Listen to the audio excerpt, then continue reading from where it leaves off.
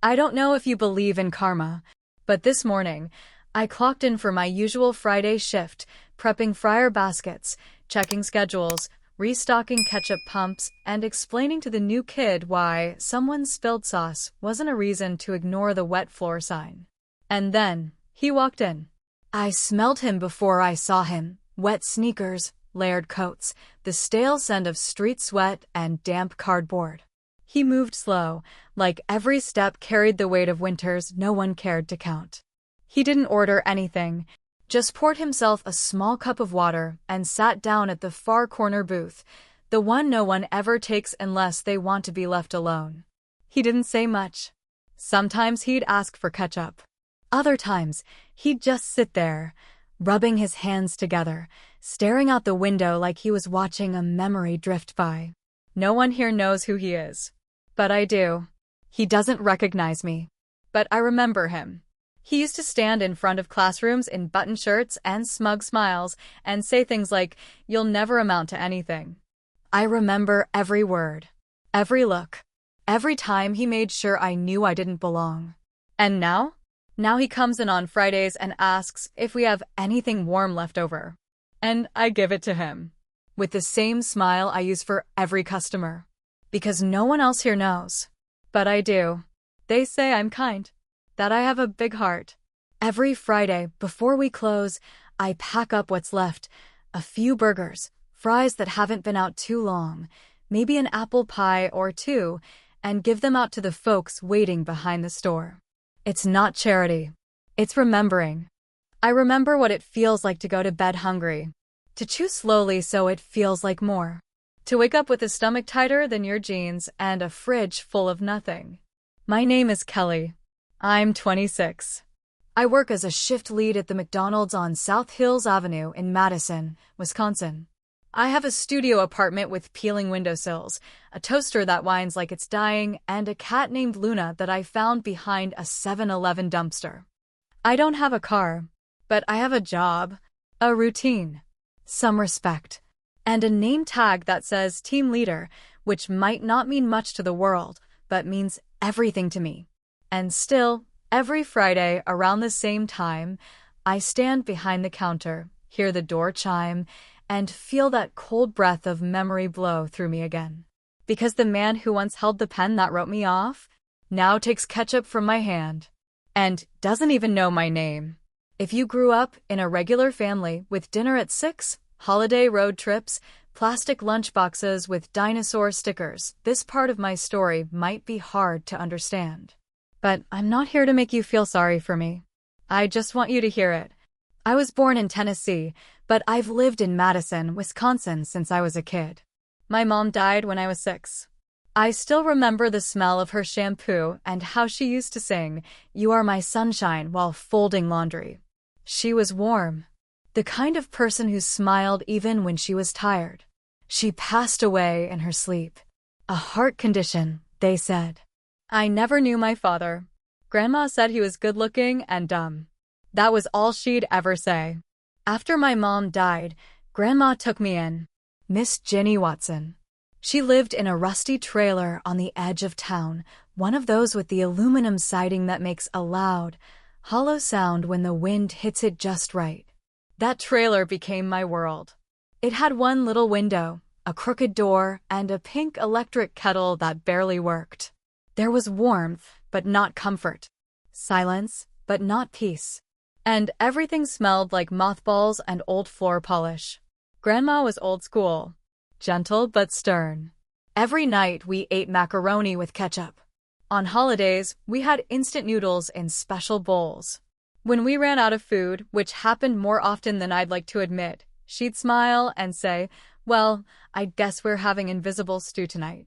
She never let me see how worried she was. But I knew. I saw it in the way she counted out coins at the register. In how she rubbed her knees before she stood up. In the way she looked at me like I was the only thing in the world worth saving. We had no stove, just a hot plate and a microwave she didn't trust. She used to say, "I don't like food that spins." I didn't ask for toys. Not because I didn't want them, but because I knew it would hurt her to say no. She was already giving me everything she had. School wasn't a break from it. If anything, it was just another reminder that I didn't belong. I wore hand-me-downs from a church donation bin. My backpack was someone else's, with initials stitched into the side. Kids noticed. Kids always notice. They called me names. Trailer trash. Smelly girl. That one who gets free lunch. I learned to walk with my head down. To speak quietly. To disappear into background noise.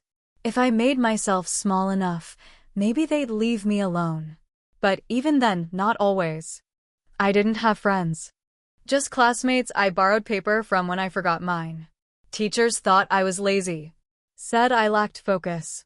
No one ever asked why I didn't finish homework. No one knew we didn't have a lamp. Sometimes I'd read by the porch light, sitting on the steps outside our trailer, wrapped in 2 hoodies. But I loved reading. Writing too. One time, I won a citywide essay contest. First place. They printed my photo in the paper, and the mayor shook my hand. He said, "You're a smart girl, Kelly. You've got to get out of here." And for the first time in my life, I believed I could. I started dreaming of college. Not just escape, but change. A place where I wouldn't be that girl from the trailer. A place where I could rewrite the story. So I worked. I studied. I wrote late into the night. I volunteered. I signed up for every project, every club, every chance to prove myself. And it almost worked. But poverty has long arms. It follows you. It finds cracks in your armor. It whispers in the voices of those who hold the power to decide your fate. One of those voices hasn't appeared in this story yet. But he's coming, and when he does, you'll understand why, all these years later, I couldn't just hand over that food and say, "Sorry, we're all out." He showed up again about 2 weeks later. Same old layers of coats, same tired shuffle in his step. He waited at the counter like he was trying to blend in, which is hard when you haven't shaved in days and your shoes don't match. He reached for a water cup and said, softly, "Anything warm left?" I turned, looked into his face, and for a second, the entire world fell away. It was him, Mr. Denton, history teacher, hallway tyrant, the man who taught with a smile and cut with words. He had aged a lot. His face was sunken, pale, beard graying in patches. But the shape of his mouth was the same. The way he stood, shoulders slightly back like he still owned the room, that hadn't changed. Neither had the way my stomach dropped the moment I recognized him. I froze with a bag in my hand, a bag meant for one of the regulars. Fries, a cheeseburger, an apple pie. But now my hands were shaking, my heart pounding. He didn't recognize me. Just gave me a half smile. Thanked me. And I stood there, choking on memory. Mr. Denton was the kind of teacher parents trusted. He wore slacks, collared shirts, thin wire-frame glasses. He spoke in a tone that was always just short of sarcastic, always just above the kind of voice that made you feel stupid for even trying. He wasn't loud. He didn't have to be. His words were weapons. Precision-guided and sharpened by years of experience. And he used them well. Forgot your homework again, Kelly? Let me guess, no light in the trailer. That essay sounds too articulate for someone like you. Did you copy it? Your background sets you up for failure. We all know it. Best to manage your expectations now. And I took it. Because what else could I do? He was an adult. I was the poor girl with shoes that squeaked and a permanent stain on her collar. But the worst part came my senior year. I had a shot, a real one. A scholarship, partial tuition, a path out. All I needed was one more recommendation letter. One of my teachers had already agreed. I just needed another. Someone who knew my writing, my work. So, stupidly, I asked Mr. Denton. He said he'd think about it. What he wrote instead was a condemnation. Kelly Watson demonstrates inconsistent performance, frequent behavioral concerns, and a lack of interpersonal maturity. In my professional opinion, she is not an ideal candidate for academic advancement. I found out about it from my English teacher, the only one who ever believed in me. She tried to fight it, but the damage was done. My application was denied. That night, I sat on the couch beside my grandmother, staring at the wall, her hand stroking mine in silence. He hadn't just refused to help me. He'd taken away the one door that was open. And now he stood in front of me, asking for leftovers like nothing had ever happened. I handed him the bag. Didn't speak. Didn't blink. He said, "Thank you, miss. God bless." And walked out the door. Just like that. The rest of the shift blurred. I kept flipping patties, calling orders, helping a trainee figure out the shake machine. But inside, my chest was burning. He didn't know who I was. But I knew. I remembered it all. The nights I cried into a pillow because he made me feel like I wasn't worth the paper my name was printed on. The way he'd watched me shrink in that classroom and smirked. And now he was the one asking for help. A part of me wanted to scream. Another part wanted to laugh. But mostly, I just felt cold. For the first time in a long while, I wanted revenge. And I had no idea what to do with that feeling. After that second time, he kept showing up. Not every day, but often enough. I'd spot him in the parking lot sometimes, pacing near the edge of the lot, avoiding eye contact with customers. Fridays were most consistent. I don't know why.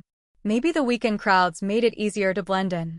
Every time he walked through that door, something inside me locked up. He still didn't recognize me. But I remembered everything, and the weight of it grew heavier each time I handed him a paper bag and watched him disappear back into the cold. One night, after work, I finally called someone I hadn't spoken to in years, Lisa Martin. We'd gone to high school together. Not close friends, but kind. In a school where kindness was rare, Lisa stood out. I'd seen her name in a local alum group online, figured she was back in Madison.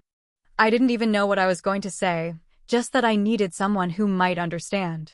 She picked up on the second ring. "Kelly? Whoa, it's been forever." "Yeah," I laughed nervously. "Hi. This is a little out of the blue, but do you remember Mr. Denton?" "Mr. Denton?" Her voice stiffened. "History teacher? Mr. Sarcasm?" "Yeah. Why?" I hesitated, then finally said, "I saw him. Like, recently. In person." "Wait, what?" "He came into the McDonald's where I work." "He's homeless, Lisa." There was a pause, then a breath. Wow. That explains it. Explains what? I ran into him a few years back. He came by the community center I was working at, just sat there in the hallway. Said he wasn't teaching anymore. Told me his wife left. Took the house. Said he was staying with family, but you could tell it wasn't true. "So, it's real," I whispered. "Oh, it's real." He looked empty, like someone who lost everything and stopped caring. I didn't speak for a long time, because I didn't know what I felt. Relief? Satisfaction? Bitterness? Or was it something heavier? "Funny," Lisa continued, "he always acted like he was untouchable. Remember how he used to treat you? Like you were a problem to fix." "Yeah," I said, swallowing hard. "I remember." The next Friday, I was prepared. I had a double cheeseburger and fries waiting before he even stepped through the door. I didn't say anything, just handed it over. He nodded, same as always. "Appreciate it, miss." And left. And that was it. But I didn't feel noble. I didn't feel kind. I felt stuck. Because now I knew the truth. He'd fallen hard. Life had already done to him what I dreamed of doing. And still, something in me refused to let go. Each Friday after that was harder than the last. Not because of what he said, he never said much. But because of what he didn't. He never looked at me like he recognized anything. Not the face. Not the name. Not the silence that thickened every time I dropped that bag into his hands. Maybe he truly didn't remember. Or maybe he didn't want to. One night, I caught him sitting near the front window. Someone had spilled ketchup, and he quietly reached for a napkin to clean it. His hands trembled. He tried to act polite, like he still lived in a world where people said please and thank you and meant it. But he didn't. He lived in mine now. And I saw him, every inch of him, through the lens of what he once did to me. He used to stand tall, surrounded by respect and power. Now he shuffled, hunched, silent. Nobody knew his name. Nobody cared. Except me. I saw him. And I remembered. And the more I watched him, the more I felt something inside me start to tremble. Because I knew it couldn't go on like this much longer. Sooner or later. I was going to say something. Every Friday after our silent exchange, I'd go home and lie awake. Replay the moment. The thank you. The way he held that bag. The way he never, not once, looked like he knew who I was. And every week, the ache grew sharper. I wanted to scream. I wanted to drag him by the collar into the fluorescent lights and say, "Look at me. Look at who I became. Look at what you tried to kill." But I didn't, because I wasn't ready. Not yet. Then one night, I opened the old shoebox I kept under my bed, the one full of past lives. Ribbons, photos, printed essays from high school. And at the bottom, folded into a dry, cracking envelope, was the letter. His letter. Kelly Watson demonstrates inconsistent academic performance and lacks the interpersonal maturity necessary for higher education. I do not recommend her for academic advancement. Signed, R. Denton, Jefferson High School. I read it again and again until the words blurred. It wasn't just rejection. It was erasure. He hadn't just closed a door.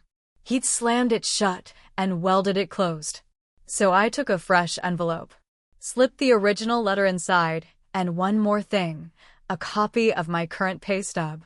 Just a modest number, nothing impressive, but proof. Of survival. Of growth. And on the outside, in careful block letters, I wrote, "You might not remember me, but I remember everything."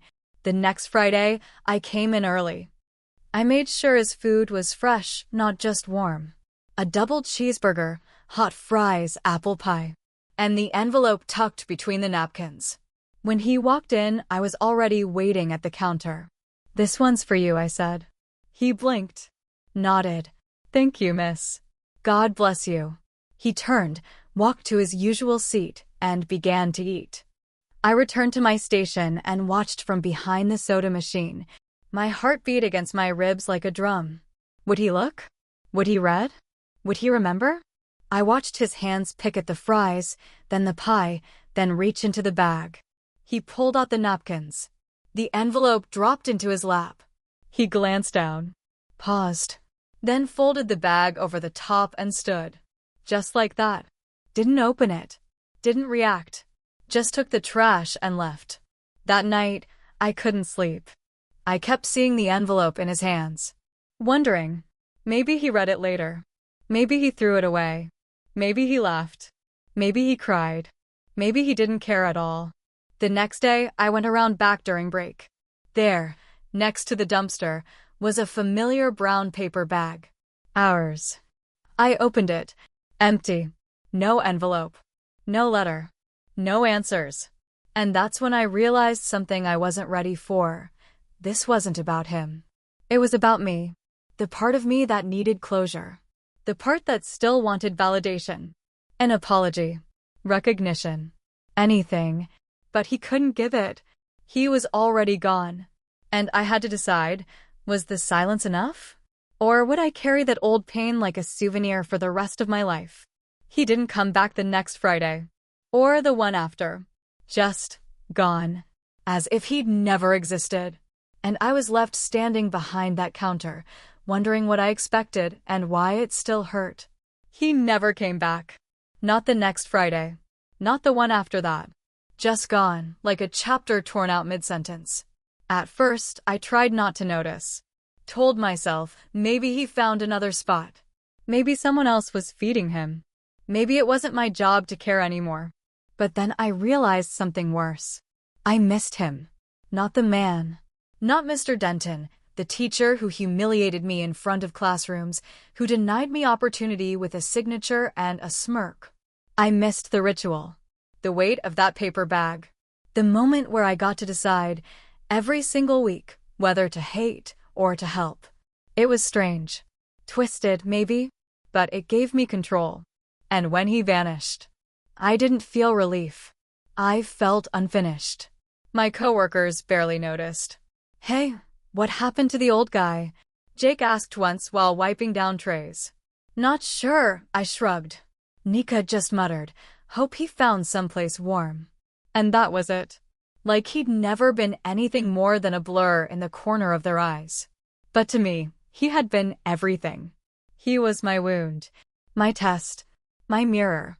And now he was gone. A few weeks later, the company offered me a promotion. New branch across town. Better schedule. Health coverage. Even bus reimbursement. I took it, packed my apartment, kissed Luna on the head, and walked out without looking back. Except for one thing. On my last day at the old store, I stood at the corner booth, the one he always sat in. I ran my fingers along the edge of the table, closed my eyes, and whispered, "Goodbye." To who, exactly? I still don't know. One cold afternoon, I found myself walking past a community shelter near my old route. I wasn't planning to stop. I was just passing through. But something pulled me inside. A woman behind the counter offered me tea. "You here for the clothing drive?" she asked. "No. Just visiting." Then she paused, looked me over. "You used to work at the McDonald's on South Hills, didn't you?" I nodded, surprised. She smiled gently. "There was an older man here for a while. Gray beard. Quiet. Always said someone there used to give him food. Said she reminded him of a student he once had. One he never really got to know." My throat tightened. "Where is he now?" "He left a few weeks back. Some volunteers came from Minnesota, took a group of the older ones to a warmer facility. Said it was better there. He didn't say goodbye, but he took a lot of silence with him." I stepped outside and watched snow melt in shallow puddles along the sidewalk. He was gone. Maybe safe. Maybe not. But gone. And I'd never get the final word. No apology. No realization. No justice. And yet, that might have been enough. I didn't get revenge. I didn't scream in his face. Didn't throw the letter at his feet. Didn't demand he remember me. I just fed him. A few times. And walked away. Maybe that's weakness. Or maybe that's what strength looks like when no one's watching. Sometimes, forgiveness isn't about them. It's about letting go of the blade you've been holding for years. It's about feeding the man who broke you, not because he deserves it, but because you deserve peace. That's my story. No fireworks. No payback. Just a question. If it had been you, what would you have done?